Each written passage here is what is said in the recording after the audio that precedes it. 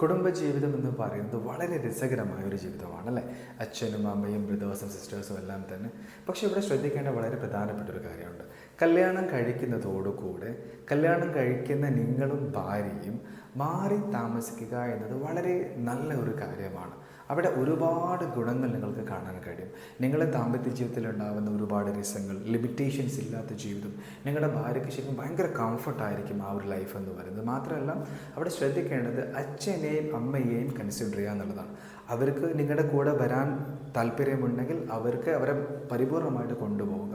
അതല്ലെങ്കിൽ അവർക്ക് എവിടെയാണോ നിൽക്കാൻ അവർ താല്പര്യപ്പെടുന്നത് അവരവിടെ നിൽക്കാനും അവർക്ക് അതിന് വേണ്ട സൗകര്യങ്ങളും ചെയ്തു കൊടുക്കുക.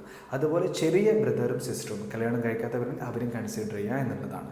കല്യാണം കഴിഞ്ഞ ബ്രദറും സിസ്റ്ററും ഒക്കെ നിങ്ങളുടെ വീട്ടിലുണ്ടെങ്കിൽ അവരുടെ കൂടെ നിങ്ങളും കൂടെ കല്യാണം കഴിച്ച് ഒരുമിച്ച് നിൽക്കുക എന്ന് പറയുമ്പം സംഭവം കുടുംബ ബന്ധം നല്ലതാണ്. പക്ഷേ അവിടെ ഒരുപാട് ബുദ്ധിമുട്ടുകൾ നിങ്ങൾ ഫേസ് ചെയ്യേണ്ടി വരും. പ്രത്യേകിച്ച് നിങ്ങളുടെ കുട്ടികളും സിസ്റ്റേഴ്സിൻ്റെ കുട്ടികളും ബ്രദറിൻ്റെ കുട്ടികളൊക്കെ വരുമ്പോൾ എല്ലാവരും കൂടെ വരുമ്പോൾ മക്കളല്ലേ, മക്കൾക്ക് പല കാര്യങ്ങളും വിവേകത്തോടു കൂടി തീരുമാനിക്കാൻ കഴിയില്ല. അപ്പോൾ പല ബുദ്ധിമുട്ടുകളും അവിടെ ഫേസ് ചെയ്യേണ്ടി വരും.